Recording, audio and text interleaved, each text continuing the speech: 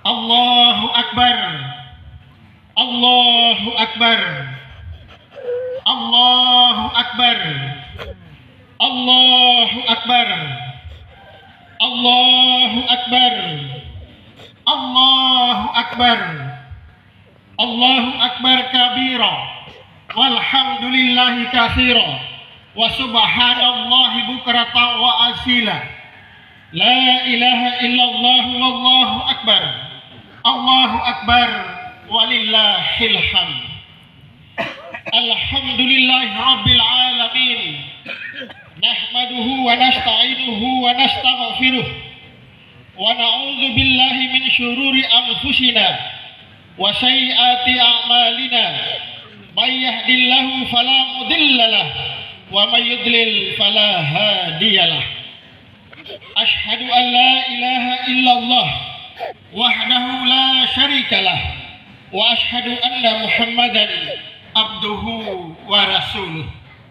Allahumma salli ala Muhammad wa ala alihi wa sahbihi ajma'in, amma ba'd. Faya ibadallah, usikum wa nafsi bitaqwallah, faqad fazal muttaqun. Qala Allah Ta'ala fil Qur'anil Karim, la yanalallaha luhumuha wala dima'uha walakin yanaluhu taqwa minkum. Wa qala aidan, ya ayyuhalladzina amanu taqullaha haqqa tuqatih wa la tamutunna illa wa antum muslimun.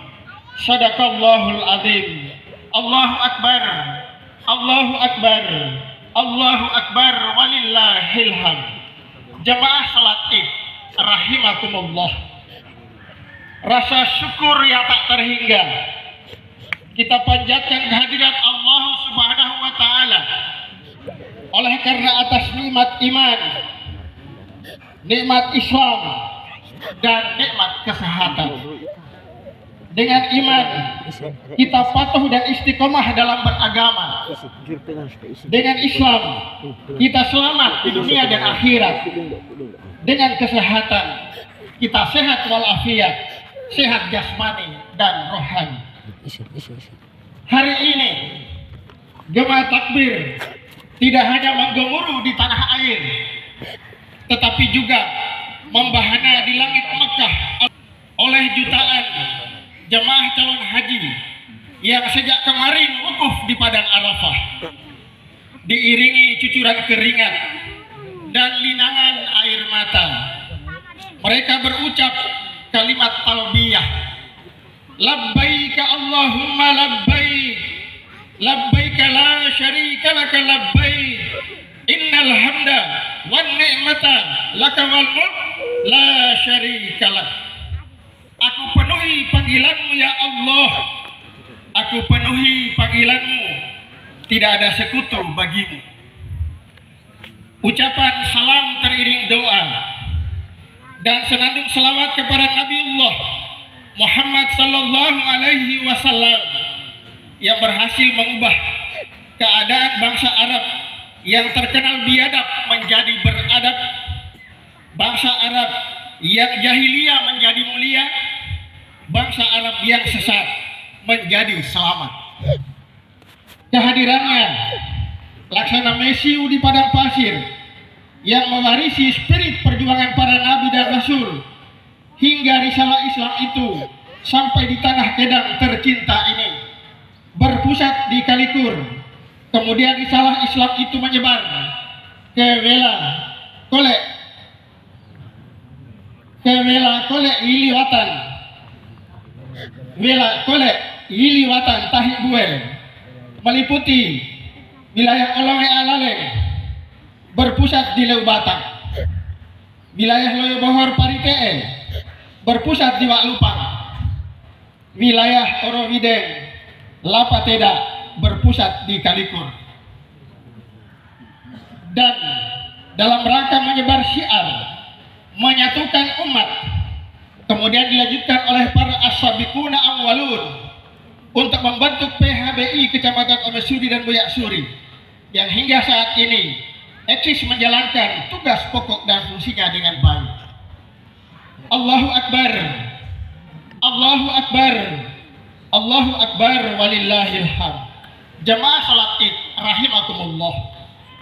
Ajaran kurban berasal dari kisah kepatuhan Ismail kepada ayahnya dan kesabaran Siti Hajar untuk mengorbankan harta yang terindah, yaitu Ismail, anak tunggal putra sematawayang, belayan jiwa belahan jantung yang dikaruniai Allah ketika Ibrahim sudah berusia lanjut.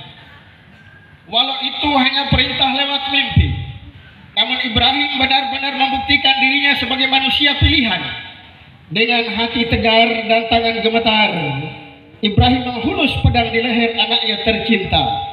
Alhasil, Allah menggantinya dengan seekor kibas atau sembelihan yang besar, sebagaimana firman-Nya, wa fadainahu bidhibin azim, dan kami tebus anak itu dengan sembelihan yang besar. Dari sanalah asal muasal dan simulasi pelaksanaan kurban. Maka melalui momentum Hari Raya Idul Adha 1443 Hijriah di desa normal ini, mari kita normalkan cara beragama kita dengan jalan memotong hewan kurban pada hari nahar tanggal 10 Zulhijjah hari ini, dilanjutkan hari tasyrik tanggal 11, 12 dan 13 Zulhijjah, sebagaimana nukilan sebuah hadis bahwa sebaik-baik urusan setelah melaksanakan Idul Adha, melaksanakan sholat Idul Adha adalah memotong hewan kurban. Hadis muttafaqun alaih. Inti dari perintah hadis ini adalah memotong hewan kurban untuk mendapatkan kemuliaan dan ketakwaan di sisi Allah. Firman Allah, inna a'tainakal kautsar fasalli li rabbika wanhar. Maka dirikanlah salat dan berkurbanlah. Pada ayat lain Allah berfirman, la yanalallaha luhumuha wala dima'uha walakin yanaluhu taqwa minkum kadzalika sahhara lakum litukabbirullaha ala ma hadakum wa basyiril muhsinin. Daging dan darah hewan kurban itu tidak akan sampai kepada Allah. Yang sampai kepada Allah hanyalah takwa darimu. Demikianlah Allah menundukkan hewan kurban untukmu agar kamu mengagungkan Allah atas petunjuknya, dan sampaikanlah kabar gembira kepada orang-orang yang sabar. Allahu Akbar, Allahu Akbar, Allahu Akbar, walillahil hamd. Jamaah salat Id rahimakumullah. Agama Islam masuk di Kedah dibawa oleh pedagang Arab Gujarat yang perahunya bersandar di pelabuhan Kalikur, diperkirakan sekitar tahun 1600 Masehi. Sejarah tersebut dibuktikan dengan penetapan Kalikur sebagai pusat perdagangan dan penyebaran agama Islam untuk 44 desa yang satu Hamente, yaitu Allah yarham Musa Sarabiti atau Rian Bara Kubur Buya. Bukti lain yakni adanya warga Kedah yang memakai nama famili Bajaher di desa Bareng dan Meluwiting. Fam Bajaher tidak hanya berjasa dalam menyebarluaskan ajaran Islam pada bidang akidah dan ibadah, tetapi berjasa pula dalam perjuangan Islam melalui jalur politik. Tercatat dalam tinta emas sejarah Otonomi Lembata, di mana atas nama Partai Masyumi cabang Kedah dengan Ketua Mas Abdul Salam Sarabiti, Sekretaris S. Ambarak Pajaher, bersama Petrus Gute Betekeneng sebagai Ketua Partai Katolik Sub Komisariat Lomlen dan Sekretarisnya ST Leha Tufan, mereka mencetuskan Statemen 7 Maret 1954 tentang otonomi Lembata. Ajaran Islam yang dibawa oleh pedagang Arab Gujarat tersebut tidak langsung menjadi pedoman dan pandangan hidup atau way of life, karena masyarakat Kedah masih terikat dengan nilai-nilai sosial budaya yang diwariskan secara turun-temurun sejak zaman purba, sehingga pada zaman ini masih butuh proses untuk mencerahkan umat melalui dakwah dan pendidikan formal, sekolah atau madrasah, pondok pesantren, kuliah ke perguruan tinggi. Selain itu, melalui pembinaan PHBI, MUI, FKUB, Ormas Islam, Nahdlatul Ulama bersama pemerintah, sehingga ajaran Islam dapat dijadikan pedoman hidup dan diamalkan dalam kehidupan sehari-hari. Masyarakat Kedah memiliki nilai-nilai sosial yang sangat kuat, mempengaruhi mental dan sikapnya, antara lain nilai kekerabatan. Nilai kekerabatan ini termasuk yang sangat kuat dalam kehidupan sosial. Hal ini terlihat dalam tradisi pesta atau Hoelale sebagai manifestasi dari nilai-nilai kekerabatan, seperti ungkapan Uyang ude, api ude, iuda paroba, paro binen nore nare, paro maing nore ini ame, paro ehok meker kakang aring. Tradisi ini menggambarkan bahwa masyarakat Kedah sesungguhnya memiliki potensi yang sangat besar untuk memotong hewan kurban, sebagaimana semangatnya memotong hewan ternak ketika ada pesta. Apabila menghargai sesama manusia bisa kita lakukan, maka melaksanakan kurban untuk menghargai Allah adalah sebuah keniscayaan.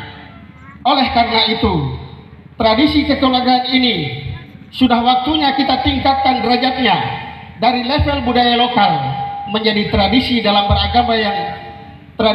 beragama yang bernilai ibadah tinggi di sisi Allah Subhanahu wa Ta'ala. Yang kedua, nilai persatuan. Dalam kajian mitologi Kedah terdapat tradisi perawatan tali pusat yang terhubung dengan rahim atau kabote pada hari keempat saat tali pusat terlepas dari pusat atau puhe. Tali pusat yang terlepas itu kemudian diawetkan dengan tali pusat saudara-saudaranya hingga anak bungsu, dengan satu keyakinan bahwa di antara mereka bersaudara terpaut hati dan bertaut rasa, sehingga orang Kedah itu memiliki akar persatuan yang sangat kuat, yakni Tain Ude Dewa Eha, persaudaraan berdasarkan satu rahim. Semangat persatuan ini di Kedah sudah berada di level tinggi atau high level, di mana dengan adanya nilai-nilai persatuan yang merupakan turunan dari nilai-nilai kekerabatan dan kekeluargaan, serta peran saimbayan atau sumpah adat sebagai mores atau aturan, terbukti 422 tahun masyarakat Kedah hidup rukun tanpa konflik atas nama agama. Persatuan orang Kedah yang sedemikian kuat itu dilandasi oleh rasa bersaudara karena sesama turunan anak Adam, dan rasa bersaudara karena satu bangsa, satu tanah air, dan satu turunan Uyo Lemun. Hal tersebut dibuktikan dengan persatuan orang Kedah di kampung halaman sendiri maupun di tanah rantau. Patut diakui bahwa kekuatan persatuan orang Kedah itu mengalahkan segalanya. Sebagai contoh, apabila orang Kedah disuruh memilih antara harta atau keluarga, maka pasti memilih keluarga. Namun apabila ada yang memilih harta, maka dapat dipastikan bahwa itu hanya dilakukan pada diri pecundang. Karena orang Kedah pantang mengabaikan harga dirinya dengan rupiah. Lebih baik hidup miskin, mati berkalang tanah daripada hidup terhina. Aidin dan Aidat rahimakumullah. Yang ketiga, nilai gotong royong. Gotong royong dalam terminologi Islam masuk dalam rukun ta'awun, saling menolong. Hal ini berdasarkan pada Al-Maidah ayat 2, wa ta'awanu 'alal birri wa taqwa wa la ta'awanu 'alal ismi wal 'udwan. Bertolong-tolonglah kamu dalam kebaikan dan jangan bertolong-menolong dalam dosa dan permusuhan. Manifestasi atau perwujudan dari konsep ta'awun dalam kehidupan sosial masyarakat Kedah disebut Pohing Ling Holowali. Sebagai suku, Kedah memiliki falsafah hidup yang saling menguatkan dalam tolong menolong, yaitu falsafah Nimak Telu, 3 pilar, yaitu pilar agama, pilar adat, dan pilar pemerintah. Konsep Pohing Ling Holowali tersebut berlaku untuk inter dan antar umat beragama dengan basis teologi sosiologisnya antara lain ta'aruf, saling memahami jejak dan mengenal watak sesama anak bangsa, wabil khusus sesama orang Kedah. Yang kedua, tafahum, yaitu saling memahami, saling menghargai, saling memuliakan, saling memaafkan, saling menghormati, dan saling percaya tanpa curiga. Yang ketiga adalah takaful, yaitu saling menjamin kebersamaan, menjamin keamanan, menjamin kenyamanan, sehingga warga Kedah, turunan Arab, turunan Tionghoa atau Cina, suku Jawa, Bugis, Makassar, Mandar, Toraja, Bima, Padang, dan suku-suku lainnya yang ada di Kedah, mereka saling menguatkan secara ekonomi dan politik.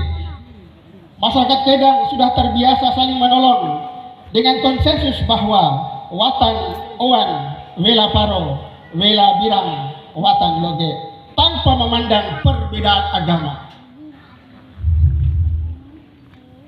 Mengenai hal ini, ada beberapa konsensus atau perjanjian tidak tertulis bahwa kahin moi laha moi lelanai kena pohing. Perjanjian ini berkenaan dengan gotong royong dalam pembangunan rumah ibadah dari umat yang berbeda agama. Tolong menolong atau gotong royong telah menjadi watak orang Kedah, yaitu watak wasatiyah, tengahan atau moderat dalam bertindak dan bersikap, tidak ekstrim kiri, tidak ekstrim kanan. Oleh karena itu, apabila saat ini pemerintah Indonesia baru mewacanakan moderasi beragama, sesungguhnya prakteknya sudah sejak lama berlaku di Kedah. Istimewanya, tolong menolong masyarakat Kedah itu tanpa membedakan suku, agama, ras atau golongan, atau moderasi lintas sara, satu kelas di atas moderasi beragama. Tercatat dalam sejarah, pembangunan gereja Isabella di Balauring dan gereja Katolik di Redeng Dolu Lolong, seremonial penyerahan tanah wakafnya oleh pemilik tanah yang beragama Islam. Sedangkan dalam sejarah pembangunan masjid juga tercatat banyak kesaksian. Salah satu diantaranya adalah pembangunan Masjid Nurul Islam Hoelea. Ketua panitia pembangunannya adalah seorang pengurus Dewan Stasi Desa Hoelea, Bapak Anton Bukilia. Cerita sebaliknya, dalam pembangunan gereja di Desa Aramengi, ketua panitianya adalah Bapak Haji Salelalang, seorang tokoh agama Islam dan imam Masjid Besar Mutiara Leubatan.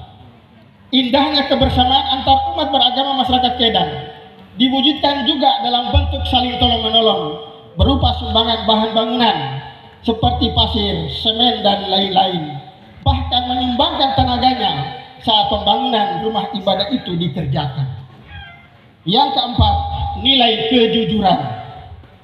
Kejujuran merupakan salah satu dari 4 keutamaan orang Flores, termasuk di dalamnya orang Kedah, yaitu kepercayaan pada Tuhan yang Maha Kuasa.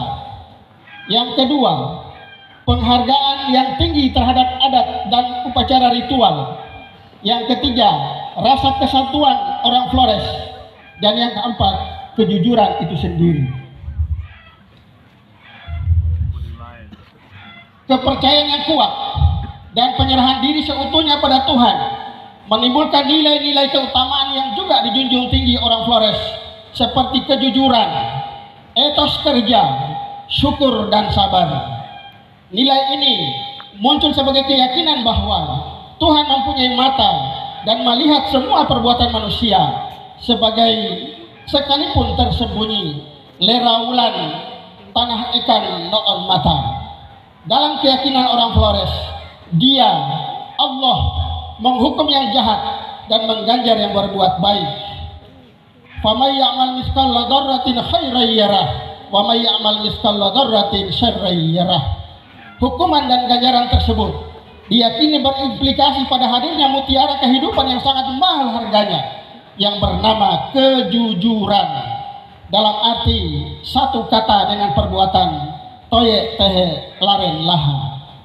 Dengan kejujuran seseorang akan memperoleh kehormatan diri atau muruah. Demikian pula secara sosial, apabila senantiasa bersikap jujur terhadap sesama, maka akan terasa suasana batin yang harmonis. Bagi orang Kedang, kejujuran merupakan harga diri dan perisai hidup yang membuat damai antar sesama.